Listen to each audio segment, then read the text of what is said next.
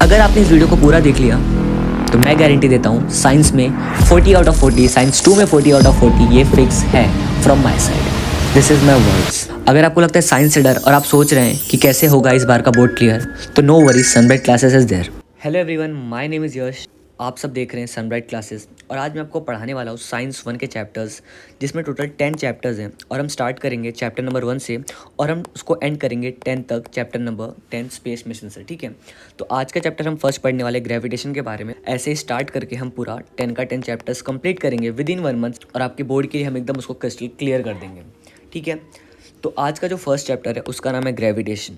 ठीक है, देखिए, ग्रेविटेशन वर्ड सुनते ही आपके दिमाग में कुछ ना कुछ तो आता है, न्यूटन, एप्पल और may be something force which is pulling towards और वट एवर। ठीक है, सबसे इंपॉर्टेंट चीज़ आप ये मत सोचिए कि टेंथ में पढ़ा होगा, 9th में पढ़ा होगा, यहाँ पढ़े होगे, वहाँ पढ़े, कुछ नहीं। हम 0 से स्टार्ट करेंगे, हम 100 तक जाएंगे। ठीक है, this is our motto and this is how we will start. Gravitation को हिंदी में हम बोलते हैं गुरुत्वाकर्षण। ठीक है, ग्रेविटेशन या फिर ग्रेविटी ये एक तरीके का फोर्स है। अगर आपको इतना पता है तो आप आज के लेक्चर के लिए आगे बढ़ने के लिए वेल एंड गुड है। आज हम पढ़ने वाले gravitation, circular motion, centripetal motion और फोर्स। सबसे पहले, what are the effect of a force acting on an object. किसी भी ऑब्जेक्ट पे या फिर किसी भी ऑब्जेक्ट पे अगर कोई फोर्स एक्ट कर रहा है तो उसका क्या इफेक्ट होगा। कुछ नहीं, वो ऑब्जेक्ट या तो मूव हो जाएगी या तो कुछ भी, कोई ना कोई तो इफेक्ट आएगा। What type of force are you familiar with. आपको कौन से टाइप के फोर्स पता है, आपको बहुत टाइप के फोर्स पता होंगे। नहीं पता है तो कोई इशू नहीं है, समझो आज ही हम स्टार्ट ही कर रहे हैं पढ़ना। कितने टाइप के फोर्स होते हैं, बहुत सारे फोर्स होते हैं, जैसे magnetism force, gravitational force, like बहुत सारे फोर्स है। आपको कुछ नहीं पता आज आपको, चलो ठीक है, ये तो पता चला ना कि एक ग्रेविटेशन फोर्स होता है। ठीक है, तो हम यहाँ पे लिख देंगे कि भाई हमें एक फोर्स के बारे में पता है जो कि है ग्रेविटेशन। उसके बाद what do you know about the gravitational force. तो ग्रेविटेशनल फोर्स के बारे में हम क्या जानते हैं, अभी तक हम कुछ नहीं जानते। ठीक है, बट अगर आप कुछ जानते हैं तो अच्छी बात है, और अगर नहीं जानते तो भी कोई इशू नहीं है। क्योंकि हम पढ़ ही रहे हैं ना, इसके लिए, ताकि हमको याद आए और हमें पता चले। We have seen in the previous standard that the gravitational force is a universal force and it acts only between 2 object on the earth but also between any 2 object in the universe. Let us learn how this force were discovered. तो ये क्या बता रहा है, हमने previous class में पढ़ा हुआ है कि ग्रेविटेशनल फोर्स एक यूनिवर्सल फोर्स है। ठीक है, ग्रेविटेशनल फोर्स क्या है, एक यूनिवर्सल फोर्स है जो कि किसी 2 ऑब्जेक्ट के बीच में एक्ट करता है अर्थ के ऊपर। ठीक है, लेकिन ये अर्थ के ऊपर तो एक्ट करता ही है, साथ ही साथ ये और भी ऑब्जेक्ट्स के ऊपर वर्क करता है जो कि यूनिवर्स में है। जैसे अर्थ में ये आपके ऊपर एक्ट कर रहा है और अर्थ के ऊपर एक्ट कर रहा है, साथ ही साथ ये यूनिवर्स में मून और अर्थ के बीच में भी एक्ट कर रहा है। बाकी सारे के सारे ऑब्जेक्ट्स के बीच में ये क्या करता है, एक्ट करता है। तो आज हम यही पता करने वाले इस चैप्टर में कि ये फोर्स को डिस्कवर किसने किया था। ये आप सबको पता है, but still we will learn. देखिए, एग्जाम के पॉइंट ऑफ व्यू से इतना इंपॉर्टेंट नहीं है, but still to get familiar with this chapter हमें ये सारी चीज़ें पता होनी चाहिए। अब देखिए, as we have learn the phenomena of gravitation was discovered by sir Isaac Newton. सबसे इंपॉर्टेंट चीज़ कौन, अपने न्यूटन चाचा, इन्होंने ही हमको बताया था ग्रेविटेशन के बारे में या फिर ग्रेविटी के फोर्स के बारे में। तो अब हम पता करते हैं कि इनको कैसे पता चला था। आपने एक बहुत बेसिक सा या फिर बहुत ही बोलते हैं ना फेमस स्टोरी सुना होगा, एक पेड़ होता है, न्यूटन जी बैठे होते हैं, एप्पल गिर जाता है, लाइक सो वट एवर। ठीक है, आज इसी को हम एक बार फिर से रिकॉल करते हैं और मैं आपको बोल रहा हूँ, आज मैं आपको इस चैप्टर को पढ़ा रहा हूँ। आज के बाद आपको इस चैप्टर को वापस पढ़ने की ज़रूरत नहीं पड़ेगी, मार्क माय वर्ड। और ये टॉपिक्स तो कतई नहीं पढ़ना पड़ेगा क्योंकि ये इंपॉर्टेंट है एग्जाम के पॉइंट ऑफ व्यू से। स्टिल हम इसे घिसते रहते हैं, जो कि बहुत ही ख़राब चीज़ है। हमको क्या है, अगर हमें मार्क्स लाना है so we need to know कौन से टॉपिक इंपॉर्टेंट है, हमें किस पे अपना फोकस देना चाहिए और किसे हमें लेट गो करना चाहिए। ठीक है, लाइफ में आपको लेट गो करने भी आना चाहिए। अगर आप किसी चीज़ को लेके बैठे रहेंगे, you won't be able to do anything। बातें नहीं करते हैं, we'll just start over। As the story goes, he discovered the force by seeing an apple fall from a tree on the ground. He wondered why all apples fall vertically downward, not an angle to the vertical. Why do they not fall in an horizontal direction? समझ लो, एक पेड़ है, ठीक है, तो ये क्या देख रहे हैं, अगर वो एप्पल गिर रहा है तो वो वर्टिकली क्यों गिर रहा है, वो हॉरिजेंटली ऐसे क्यों नहीं गिरा, वो ऐसे क्यों नहीं गिरा। लाइक उनका बस क्वेश्चन नहीं था कि वो एप्पल जो था, जैसे यहाँ पे आप डायग्राम में भी देख सकते हो, वो एप्पल जो है वो ऐसे ही क्यों गिर रहा है। ही क्वेश्चन दिस कि why this is falling vertically downwards. तो देखो, फिगर 1.1 इस फिगर में हमको बताया भी जा रहा है कि on left side shows an apple tree on the earth. The force on an apple on the earth it's towards the centre, that is along the perpendicular from the position of the apple on the surface of the earth. The figure also shows the gravitational force between the earth and the moon. The distance in the figure are not according to scale। कि ये बता रहा है कि भाई जो पेड़ है वहाँ से जो एप्पल गिरा है वो अर्थ के सेंटर पे गिर रहा है। सेम जो मून है वो भी अर्थ के यहाँ पे सेंटर से ही क्या कर रहा है, रोटेट हो रहा है। ये हम आगे पढ़ेंगे, बट स्टिल यहाँ इसमें बताया गया तो मैं आपको बता रहा हूँ। इसको डिटेल में मैं आपको आगे बताने वाला हूँ, अभी बता के मैं लाइक होता है ना, इसको कोई मतलब नहीं है, ठीक है। अब देखिए, Newton thought that if the force of gravitation acts on Apple on the tree at different Heights from the surface of the earth, can it also act on object at every greater height much farther away from the earth, for example moon, can it act on even further object like planets and sun? देखो, अब मैं ना इन सारी चीज़ों को एक छोटी से समराइज़ करता हूँ।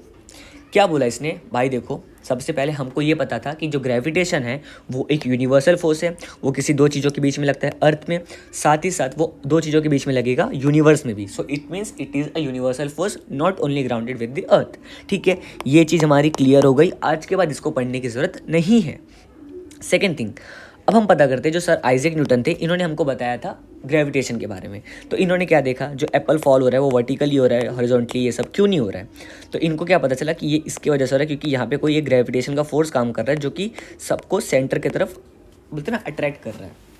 तो इन्होंने क्या देखा कि ये चीज़ सिर्फ एप्पल के साथ नहीं हो रही है, ये बहुत सारी और भी चीज़ों के साथ हो रही है। तो उनको ये बस पता करना था कि लाइक ये किन किन चीज़ों से हो रही है और किस हाइट से हो रही है और कितने डेप्थ में हो सकती है।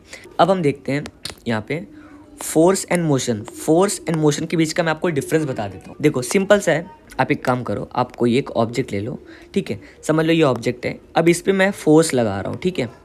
तो मेरे फोर्स लगाने से क्या होगा, ये ऑब्जेक्ट यहाँ से मूव होगा, ठीक है। समझो मैंने फोर्स लगाया तो ये ऑब्जेक्ट क्या होगा, मूव करेगा, एग्जैक्टली ऑब्जेक्ट मूव करेगा। तो ये जो हम फोर्स लगा रहे हैं इसे फोर्स कहते हैं, और ये जो ऑब्जेक्ट मूव हो रहा है उसे हम मोशन कहते हैं। As simple as that. We have seen that a force is necessary to change the speed as well as the direction of an object. बहुत सिंपल सी बात क्या बोल रहा है, जो भी आपको मैंने समझाई, फोर्स लगाने से किसी भी ऑब्जेक्ट का पोजीशन चेंज होता है, ठीक है। मैं आपको एग्जांपल देता हूँ, समझो ये एक डब्बा है या फिर व्हाटएवर है, आप इसको एक कार ही समझ लो, ठीक है, थोड़ा सा है, समझो ना साइबर टंग है अपने, ठीक है। अब समझो यहाँ पे मैं एक फोर्स लगा के इसको इस तरफ लेके जाने की कोशिश कर रहा हूँ, तो क्या होगा, ये इससे ऐसे ऐसे जाएगा क्योंकि मैं इसको इस तरफ फोर्स लगा रहा हूँ, ठीक है। तो इसमें देखो क्या बोल रहा है, force is necessary to change the speed. इसका स्पीड अब ये जो 0 पे था इसको मैंने कुछ स्पीड चेंज किया, and as well as direction. अब अगर मैं क्या करूँ, मैं एक फोर्स इस पर यहाँ से लगाऊँ तो ये क्या होगा, ये ऐसे मूव करेगा। तो सिंपल सी बात है, ये दोनों क्या था, अपना फोर्स था। तो इससे हमको क्या पता चलता है कि force is important to change the speed as well as direction. इतना जो भी पढ़े हमने समझा। नेक्स्ट देखते हैं, इस पूरे चैप्टर में ये कुछ काम का नहीं है, ये सब कुछ काम का नहीं है, बट स्टिल आप एक बार रीड कर लेना। कुछ नहीं समझे आप कमेंट सेक्शन में उसको डाल सकते हैं, मैं आपको ज़रूर से ज़रूर उसको एक्सप्लेन करूँगा, मैं उसके ऊपर एक वीडियो भी बना दूँगा, ठीक है। बट स्टिल वो इंपॉर्टेंट नहीं है, आप बस ये चाहिए तो याद करके रखो। वैसे एग्जाम में ये नहीं पूछता, ठीक है, 11th-12th में आपको बाद में कभी पूछ लिया तो वैसे ये सब नहीं पूछता, ठीक है। हाँ, ये एक एक्सपेरिमेंट दिया हुआ है जो मैं आपको एक्सप्लेन करता हूँ। एक्सपेरिमेंट में क्या बोल रहे हैं कि आप एक स्टोन ले लो, ठीक है, एक स्टोन ले लो, उसमें रस्सी बांध दो। उस रस्सी को बांधने के बाद आप क्या करो, उसको सर्कुलर मोशन में रोटेट करो, मतलब उसको ऐसे ऐसे ऐसे ऐसे ऐसे ऐसे ऐसे ऐसे ऐसे ऐसे ऐसे ऐसे रोटेट करो। तो आप क्या देखोगे कि यहाँ से वो ऑब्जेक्ट, जैसे ये आप खड़े हो, यहाँ पे आपने पकड़ा हुआ है ये रस्सी यहाँ पे, और ठीक है, और ये यहाँ पे ये स्टोन है, तो ये ऐसे ऐसे ऐसे ऐसे ऐसे ऐसे ऐसे ऐसे घूम रहा है, ठीक है। बट ये किस वजह से घूम रहा है, ये इस वजह से घूम रहा है क्योंकि आपने एक फोर्स लगाया हुआ है सेंटर से, ठीक है। अगर आप इस फोर्स को छोड़ दो तो ये सीधा यहाँ से डाइवर्ट हो जाएगा, ऐसे भाग जाएगा या ऐसे भाग जाएगा या ऐसे भाग जाएगा, किसी भी एंगल में वो क्या होगा, भाग जाएगा। अब हम सबसे इंपॉर्टेंट डेफिनेशन पढ़ने वाले इस चैप्टर का। A force act on any object moving along a circle and it is directed toward the center of its circle. This is called centripetal force. बहुत सिंपल सी बात है। A force act on any object, अभी मैंने आपको बताया किसी भी ऑब्जेक्ट को मूव करने के लिए क्या लगता है, फोर्स लगता है। A force act on any object moving along a circle, इसमें यही बता रहा है कि किसी ऑब्जेक्ट पे मैं फोर्स लगाओ जो एक सर्कल में घूम रहा हो, it is directed toward the centre. तो क्या है वो, किसके कहाँ पे डायरेक्टेड है, वो सेंटर में। इसका मतलब ये ऐसे डायरेक्टेड है, ये ऐसे डायरेक्टेड है, ऐसे ऐसे ऐसे ऐसे ऐसे ऐसे ऐसे, क्या है, ये डायरेक्टेड है सर्कल में, और इसी को हम क्या बोलते हैं, सेंट्रीपिटल फोर्स। अब देखो, centripetal means central seeking, that is the object tries to goes towards the centre of the circle because of this force. एकदम सिंपल सी बात क्या है पता है, कि ये जो है ना, मैंने स्ट्रिंग जो पकड़ी हुई है और ये ऑब्जेक्ट है, इसका मतलब क्या है, जब मैं इसको घुमा रहा हूँ ना, तो ये ऑब्जेक्ट क्या चाह रही है पता है, इधर आना, बट मेरे फोर्स की वजह से क्या हो रहा है, वो यहाँ पे नहीं आ पा रही है और ये यहाँ पे ही रोटेट करते जा रही है। आपको समझा इतनी सी बात? सिंपल सी बात है। अब यही समझो ना, इस रस्सी को अगर मैं लाइक बोलते ना फ्लो करना है, फिर उस पर फोर्स लगाना छोड़ दो, तो वो सिंपल सा यहाँ पे आके ये जो स्टोन यहाँ पे आके ऐसे लटक जाएगा। ठीक है, बेसिक सी बात है। तो यही अपने को सिर्फ इतना याद रखना है, a force act on any object moving along a circle and it is directed toward the centre of the circle, this is called centripetal. पूरे चैप्टर में सिर्फ ये इतना इंपॉर्टेंट है। और यहाँ पे मैंने आपको जो एक्सप्लेन किया थोड़ा सा, वो एक बोलते ना हमारे एक्सप्लेनेशन के लिए, हमारे अंडरस्टैंडिंग के लिए इंपॉर्टेंट है, but this is not important from exam point of view. Second thing, ये डेफिनेशन इंपॉर्टेंट है और इस डेफिनेशन से रिलेटेड एग्जाम्पल आ जाएगा, तो आप एग्जाम्पल में लिख सकते हैं a tight string rotating in a circular direction. ये हम लिख सकते हैं एक पॉइंट बना के। और हम इसी से हमको क्या समझता है, अब मैं आपको बताता हूँ कि अब हमने जो पता है मून का एग्जांपल लिया था ग्रेविटेशन पे, अब वहाँ पे आते हैं। ठीक है, अब आता है important. You may know that moon which is the natural satellite of earth. Moon क्या है, एक अर्थ का नेचुरल सैटेलाइट है। ठीक है, गोज़ अराउंड, उसको किसी नासा वगैरह ने नहीं भेजा है, हाँ वो भगवान ने बनाया उसको। ठीक है, goes around it in a defined orbit.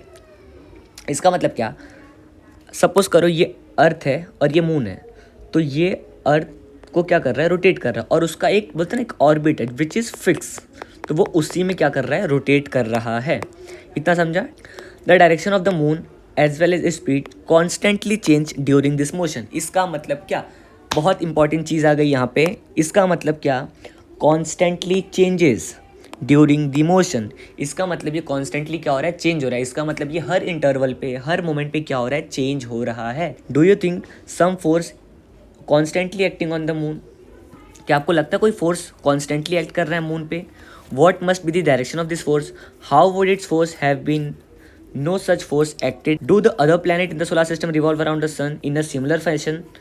Is it force acting on them? What must be its direction? From the activity example and questioned, it is clear that the moon to go around the earth, there must be a force which is exerted on the moon. This force must be exerted by the earth, which attracts moon toward itself. Similarly, the sun must be attracting the planets, including the earth, towards itself. Simple सी बात मैं आपको बताता हूँ।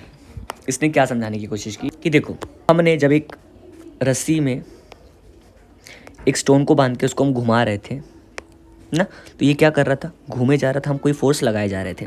अब देखो यहाँ पे फोर्स कौन लगा रहा था, यहाँ पे समझ लो एक राम नाम का लड़का है, वो क्या कर रहा है, फोर्स लगा रहा है। उसने क्या किया, एक रस्सी में पत्थर बांधा और उसको वो घुमाया जा रहा है, घुमाया जा रहा है, घुमाया जा रहा है। तो वो फोर्स कौन लगा रहा है, यहाँ पे फोर्स लग रहा है सेंट्रीपिटल फोर्स, और उसको लगा कौन रहा है, एक राम नाम का लड़का है जो कि क्या कर रहा है, उस फोर्स को लगा रहा है किसके ऊपर, उस पत्थर के ऊपर, और वो घुमाया जा रहा है। अब इसी का एक मिरर इमेज में बनाता हूँ। ठीक है, सिंपल सा, ध्यान से देखना। समझो ये है अर्थ, ये हो गया अपना अर्थ, यहाँ पे हो गया मून। अब मून भी क्या कर रहा है, अर्थ को रोटेट कर रहा है, लाइक राइट, ऐसे रोटेट कर रहा है। बट इसके बीच में कोई रस्सी तो नहीं बांधी है हमने, राम भाई यहाँ पे तो नहीं आके ना उड़ा रहे हैं, लेकिन ऐसे घुमाए जा रहे हैं, घुमाए जा रहे हैं। तो यहाँ पे जो ये रोटेट हो रहा है, यहाँ पे कोई रस्सी तो लगी नहीं हुई है। तो यहाँ पे जो सेंट्रीपिटल फोर्स कर रहा था ना, यहाँ पे इस रस्सी के मामले में, यहाँ पे वही काम कौन कर रहा है, ग्रेविटी कर रहा है, ग्रेविटेशनल फोर्स कर रहा है। ठीक है, बस इतना सा अपने को बात समझना है कि जो अर्थ और मून के बीच में ये फोर्स लग रहा है, ये किसकी वजह से हो रहा है, ये ग्रेविटेशनल फोर्स की वजह से हो रहा है। ठीक है, क्योंकि क्या कहाँ वर्क करता है, दो ऑब्जेक्ट के बीच में वर्क करता है, बस इतनी सी बात है। और सेम चीज़ जब अर्थ सन का रोटेशन करता है, तब उसके बीच में लगता है ग्रेविटेशनल फोर्स। तो ये इतना सा सिंपल सा चीज़ है। और मैं ना आपको ग्रेविटेशनल फोर्स के बारे में एक और एग्जाम्पल देता हूँ, जैसे GF। ठीक है, नहीं गर्लफ्रेंड वाला GF नहीं, ग्रेविटेशनल फोर्स वाला GF। ये क्या है पता है, ये सबसे वीक फोर्स है। हाँ, ग्रेविटेशनल फोर्स सबसे वीक फोर्स है। नहीं, आप जो सोच रहे हो वो फोर्स बहुत स्ट्रांग है, ठीक है, वो फोर्स बहुत स्ट्रांग है, उससे बच के रहो। बट जो ये ग्रेविटेशनल फोर्स है वो क्या है, सबसे वीक फोर्स है। ठीक है, तो ये चीज़ हमको ध्यान रखनी है कि ये मतलब मैं आपको बस बता के रख रहा हूँ कि वीकेस्ट फोर्स कौन सा होता है, ग्रेविटेशनल फोर्स। इतना समझा, हम वेल टू डू है, इतना समझा। तो अभी देखो आज के लेक्चर में हमने क्या पढ़ा, मैं आपको बता रहा हूँ ना, ये लेक्चर को मैं सिर्फ रिकॉर्ड कर रहा हूँ एज ऑफ, मैं सिर्फ छोटे से लेक्चर्स रिकॉर्ड कर रहा हूँ। अगर आपको अच्छे लगेंगे लेक्चर्स में, मैं पूरा चैप्टर को कंप्लीट करूँगा, मैं सारे के सारे चैप्टर कंप्लीट करूँगा। मैंने आपको बता दिया क्या होता है ग्रेविटेशन, क्या होता है सेंट्रीपिटल, कैसे एक्ट कर रहा है मून इसके ऊपर, और व्हाट्सओवर। ठीक है, ये मैंने आपको ये भी बता दिया। तो ये एक तरीके से आप समझ लीजिए, ये एक ओरिएंटेशन लेक्चर समझ लीजिए, आप जो भी समझ लीजिए। इसमें हमने शॉर्ट लेक्चर ही डिस्कस किया।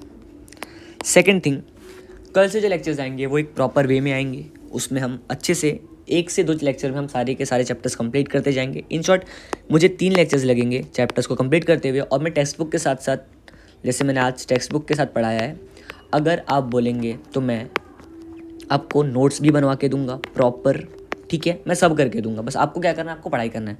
थर्ड थिंग, मैं एक वीडियो भी लेके आने वाला हूँ कि आप कैसे 95+ स्कोर कर सकते हैं बोर्ड एग्जाम में। वो बहुत इंपॉर्टेंट वीडियो है, अगर आपको देखनी है आप देख सकते हैं। बट अगर आपको ऐसा है कि नहीं भाई मैं अपने मेहनत कर रहा हूँ, मैं अपना पढ़ाई कर रहा हूँ, आई हैव माई स्ट्रेटेजीज, कोई इशू नहीं, आपको उस वीडियो को देखने की ज़रूरत नहीं है। फोर्थ थिंग, इस चैनल के ऊपर अभी हम बहुत सारी चीज़ें, बहुत सारे एक्सपेरिमेंट्स और बहुत सारे न्यू थिंग्स करने वाले हैं किस चैनल के ऊपर, सन ब्राइट क्लासेस के ऊपर।